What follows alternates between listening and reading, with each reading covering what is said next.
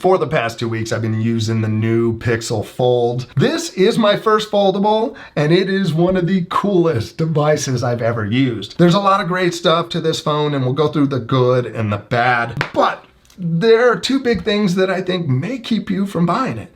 So let's talk through those. Now, as a member of Team Pixel, I was given this as a gift from Google. I am primarily an iPhone user, but I have been using the Pixel lineup since the Pixel 3a. I've always enjoyed the pure Android experience from Google and the photos that I could get out of a Pixel. So in this video, we're not gonna get all into specs and comparing it to other phones.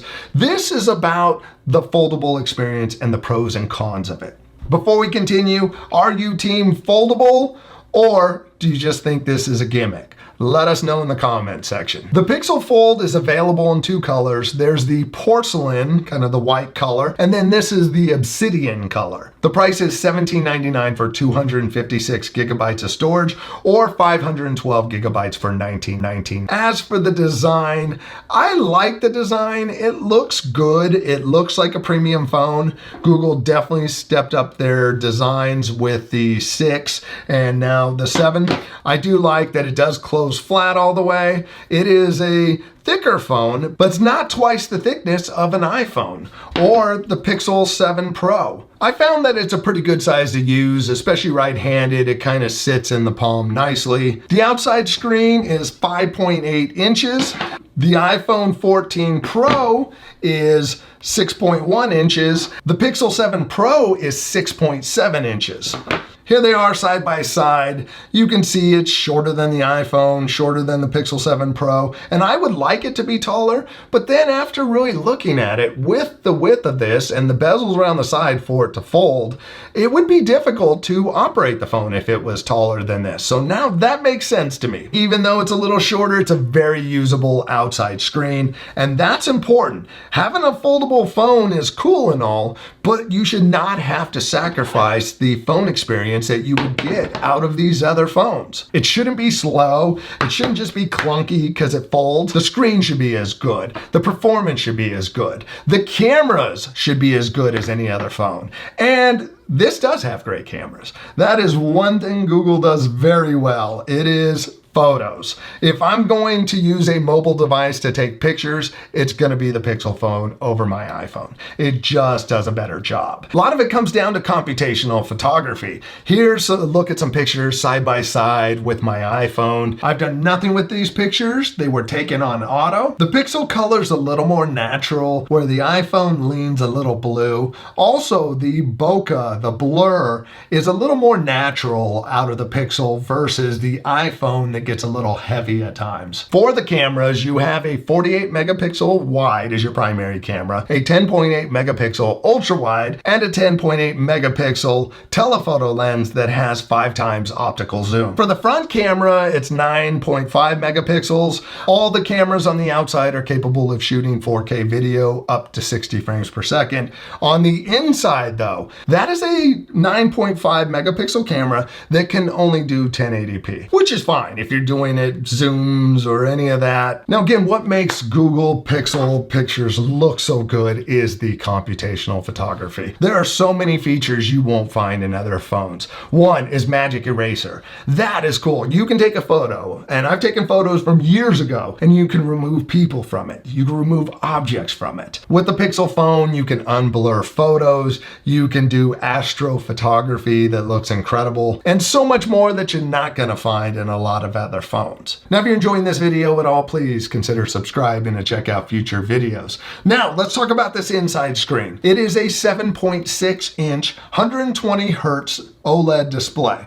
It is super fast. The 120 hertz is super smooth for scrolling. And if you're watching videos or playing games that support the higher frame rates, it looks incredible. There's some people out there that are gonna point out how big the bezels are on this.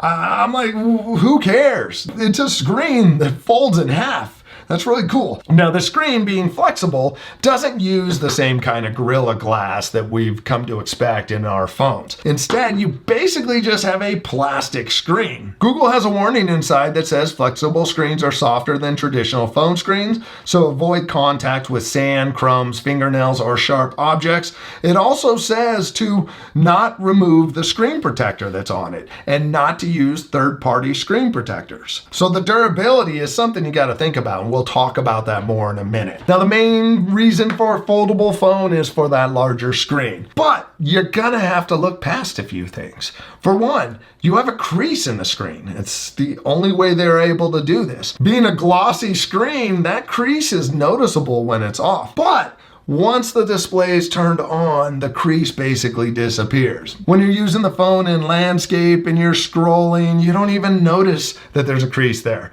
Now, if you turn it into portrait mode, then you start rubbing your finger through the crease. Another thing that kind of makes the crease stand out more to me is the fact it doesn't look like the phone is opened up all the way. It looks like it needs to open up a little bit more. Now, let's talk about the good of this thing. Of course, it's that screen.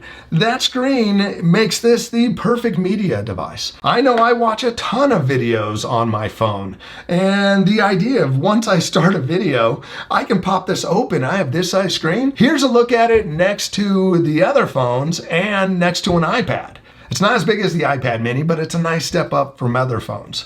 I think this is great for reading, and if you put this in the black background with the white text, it's a lot gentler on the eyes. The sound on this is pretty nice. There's not a lot of low end to it, but they are little speakers. You have one speaker on what would be the top and one speaker on the bottom. That works out well if you're watching in either orientation. I think with speakers on both sides, the sound's a little fuller. I do think this is a great device for browsing web pages, for typing up emails. You can take advantage of the split screen and have a browser open and your email open on the other side. Now, using it, certain things aren't quite ready because it's a newer format. Here's Twitter. You can double click it and move where it is at within the screen. So a little double click to pick what you like best for orientation. So right-handed, this might be better for you. So it's a nice step up. I tend to use my phone to read news articles. To have that foldable and have it open up to, well, see more articles, but when you're reading something, to have it more in line with the size of a tablet versus my phone is really nice. Now again, being a Pixel, it takes great pictures. Now the dislikes of this phone.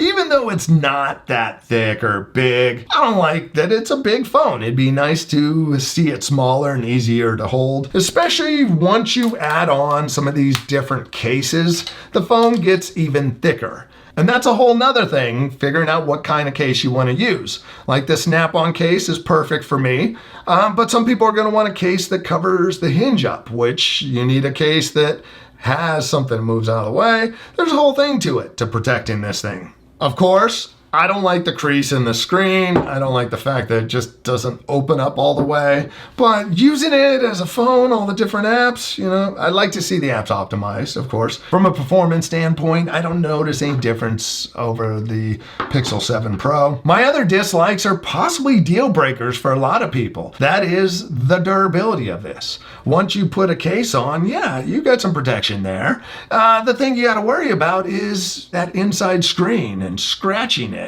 Or if you get something in there and you close the screen, it could puncture into the OLED and break it, especially with the little gap along the side between the screen protector. There's an article I saw where someone got something in there and it just punctured the OLED. With a case on and a screen protector on the outside, it feels like any other phone. There's just no way to have that protection on the inside with a flexible display. And that's where taking this phone to the beach, one speck of sand in there that gets closed in could destroy your phone. It's easy for people like myself and others who got this device for free to look past that durability. But If you pay $17.99, you definitely have to think about it. And that leads me to my other dislike about this. It is $17.99. That's almost twice as much as other phones. And do you get twice as much phone? I guess it really depends if you're going to take advantage of that screen. For me, this screen offers a lot of value. Times that I would pick up my iPad mini, I just use this screen instead. But for others who have had this phone, they say that they never used it. That's a complete waste. So you might want to hold off till the price starts dropping. $17.99 is a lot of money. So you're paying twice the cost of other phones and you don't have the durability. Now, recommendations: if you're able to look past the crease in the screen and you're not concerned about durability, I think anyone can enjoy this device. It is like the ultimate media phone, and it's just from a productivity standpoint, it's a lot easier to go through emails and move things around. If you're one of those people who are not into foldables or the crease, any of that bothers you, definitely take a look at it. You might see that there's more value in it than you thought. You get to do all the same stuff you do on your phone, just a bigger surface. I enjoy using a foldable. There is so much value in it. We are just in the beginning of these devices. They are going to get better and better. But for now, we need the early adopters to buy this to help move the tech forward. This really is one of the coolest pieces of tech I've used. Now, if you want to see another cool piece of tech, check out this video over here. I love the smart lock. My family loves that they could just use their fingerprint to get in. It's awesome. So go check it out. I'll see you over there. Thanks for watching. Bye.